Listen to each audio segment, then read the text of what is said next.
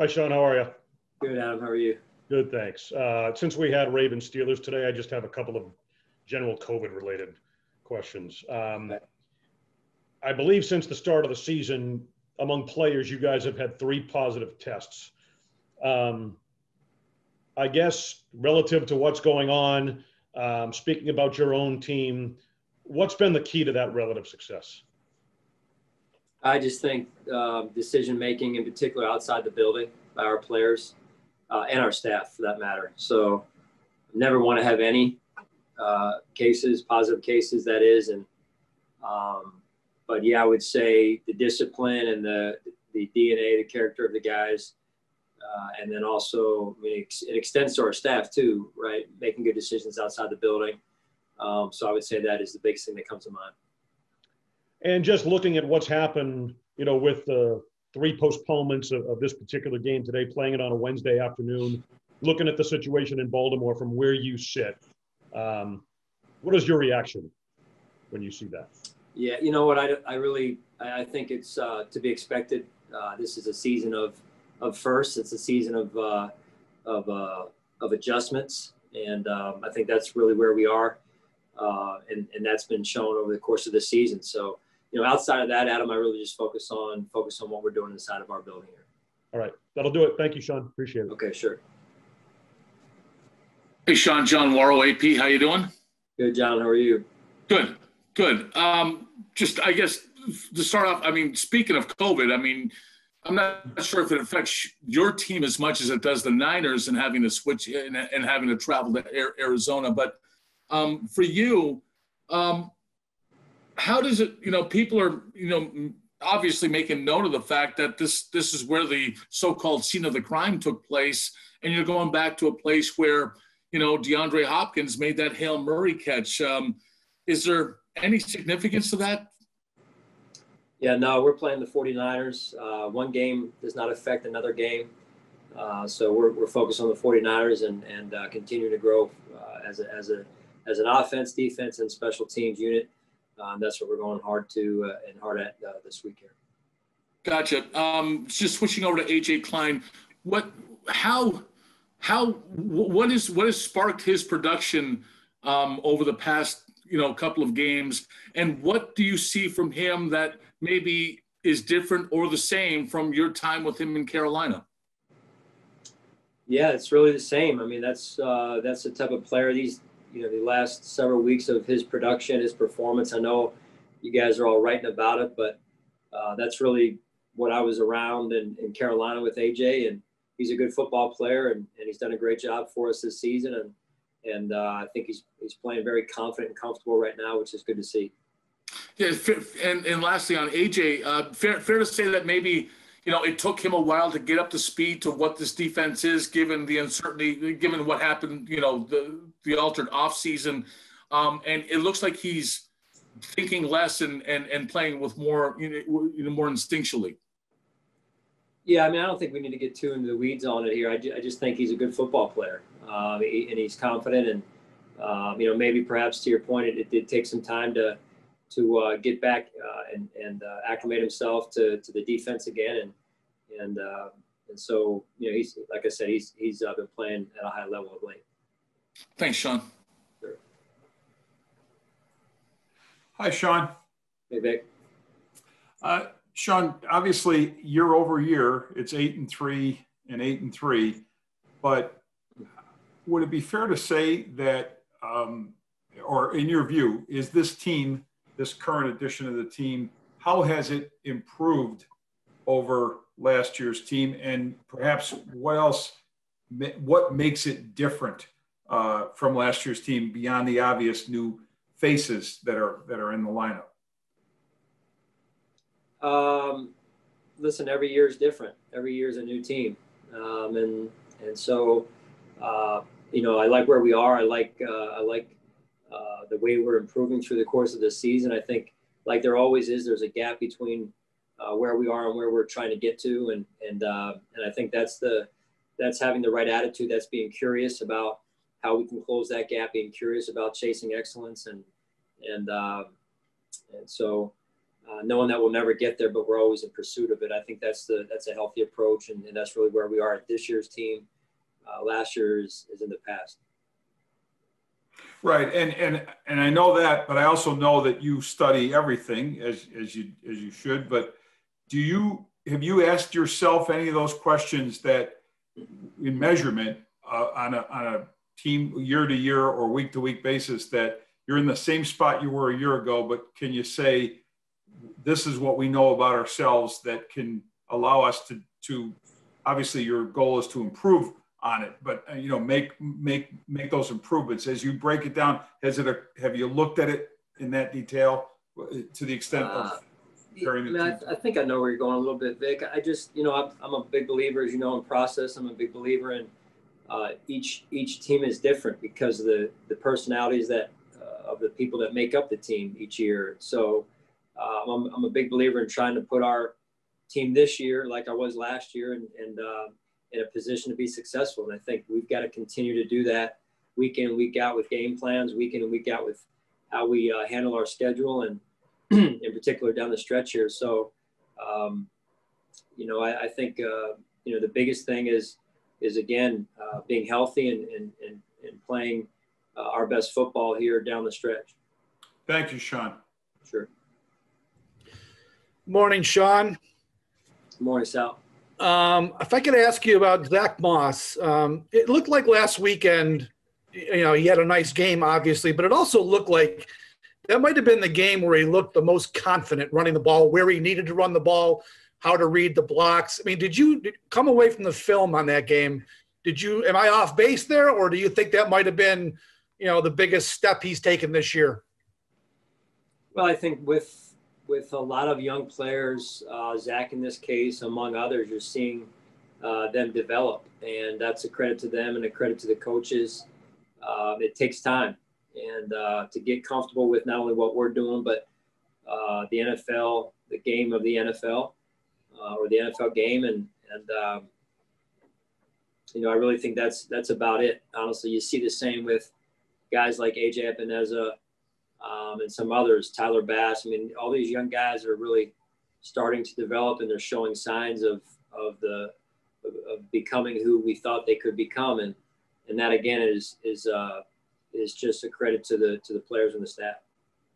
And we've heard all our lives following football, some longer than others, about how running backs need to get into that rhythm. That one guy, that Derrick Henry, is getting 25 carries a game. Do you think any of your struggles running the ball this season might have to do with the fact that you've had two guys who have really kind of shared the load and maybe never quite get that rhythm in game? That sounds like something rhythm and like cosmic astrology type stuff you're trying to make me get into here, man. I just like to be in Buffalo right here talking to Sal, No, I mean, listen, when you get the opportunity, you got to make the most of it, and that's the bottom line. And I know both of those guys are eager, and they put in a lot of work during the week, and they get the result on the weekend, and because they put the work in during the week. So I really appreciate their toughness and their unselfishness at times. Okay, thanks, Sean. Sure. Hey, Sean, how are you? Good, Josh. How are you? Good. Hey, Matt Milano, obviously some big news this morning. Going to be able to practice, it looks like. How optimistic are you, for Monday? Yeah, we'll see. I mean, we just got to take it one day at a time. He's been out a number of weeks, Josh, as you know. So really encouraged by the way he's worked and the work that he's put in with our medical team to get back. And I think today will be a good look-see at where he is really, and how he comes back tomorrow again will be another tell for us also. We flipped the calendar to December now. Secondary's completely healthy for the most part. Tremaine Edmonds looks like he's as healthy as he's been. Milano might be getting back to the lineup. Is this where you want to be as we hit December? It is. Yeah, it's been a journey like it is for every team. Every team has injuries. Seems like every team's dealt with COVID in some way, shape, or form. So real proud of the guys, real proud of our staff and the medical team. And again, how they're working hard to get back. The guys that are out are busting their tails to get back to help us, which is important. And one last one. I know it's a road game, still going to Arizona, but is there at least the slightest advantage having just played there a couple of weeks ago, even if it's just kind of the surroundings and knowing the stadium? Yeah, I'll leave that up to you and Sal to hash that out. We will. We'll get out our astronomy books. There you go. Thanks, Josh. Hey, Sean, Thad Brown. I wanted to go back to the Ravens-Steelers game today because you're one of the few people in the world that can really kind of speak to this. You know, what is it like to be the Steelers where you don't have the COVID issue and you're just going through delay after delay after delay, and finally today you wake up and it's a game day? What is it like to do that and then be in that situation today?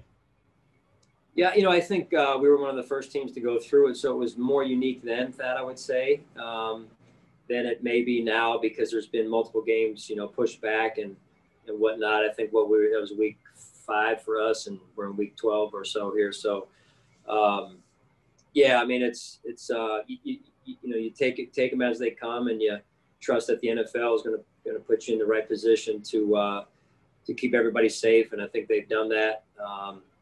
You know, so overall, it's you play when and where you're supposed to play, and I know those are 2 good teams led by 2 great head coaches that'll both have their teams ready.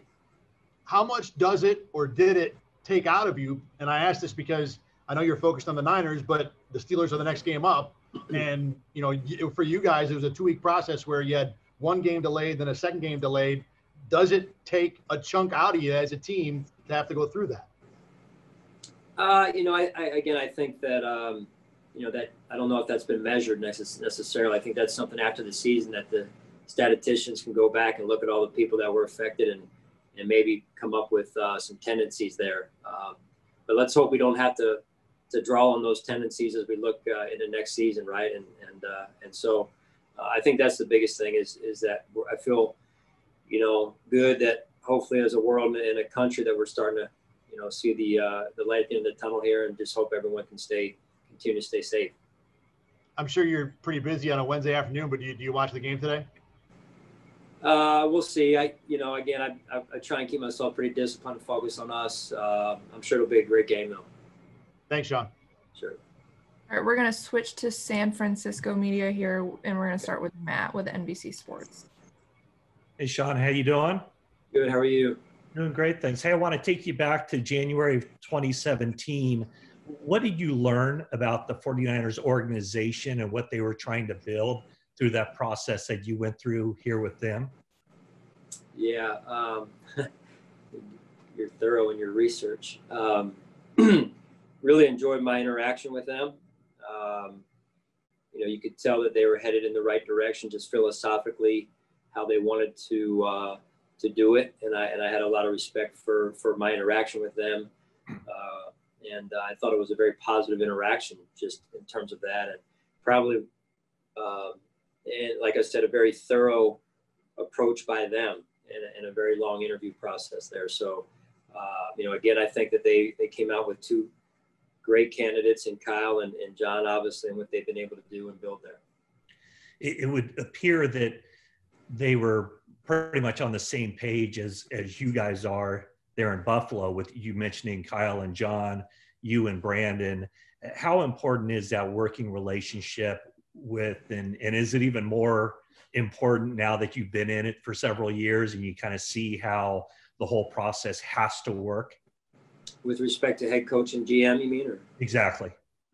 Yeah, I mean, it's you know, everyone has a different philosophy on it. I'm sure my philosophy and our philosophy here is that you got to be aligned and on the same page. It doesn't mean you have to agree on everything. That's probably not even a healthy approach, to agree on everything. But and then you got to be able to tell the truth to one another, and still, you know that we're keeping the goal in mind, right, of the vision that we said we wanted to build, and so it looks like, again, that they've done that at a high level, and that's what we're trying to do here also. Yeah, and finally, just how long does it take for a coach and a GM working together to get it the way you want to have it? Yeah, it takes a number of years. You know, and again, it depends on where the team is when you take it over, I think, too. where the team is with in terms of,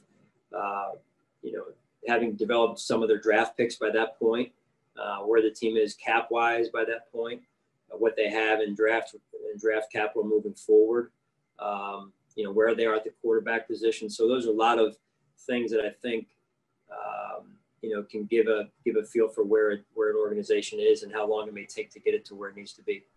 All right. Thank you, John. Yeah, sure. Hi, Jennifer Lee Chan with NBC area. Deebo Samuel's back in the mix last week. What has impressed you most about what he can do on the field? Yeah, very, very explosive player. Know Deebo going through the draft process a few years ago, and dynamic players, strong, great balance. Takes that physical approach into the wide receiver position, and he's very difficult with the ball in his hands. And you saw the play last week when there's 4 Rams around him, and on what seemed to be a 4-yard gain, maybe 5-yard gain, he turned it into a 11+ yard gain, 15, 20 yards down the field. So very, very dynamic player. What stood out to you about him in the draft process? Well, just that, honestly. You saw the ability with the ball in his hand. You saw he was, down the road at South Carolina there. So I was able to, catch him a little bit just going through the overlap there and from where I was and where I came from. But, they spoke very highly about him and just an all-around good football player. And looking at how many pieces that they've lost on the offense, the way that Dan has been able to kind of still make it work, what does that say to you about what he can do? He's one of the best coaches in the NFL.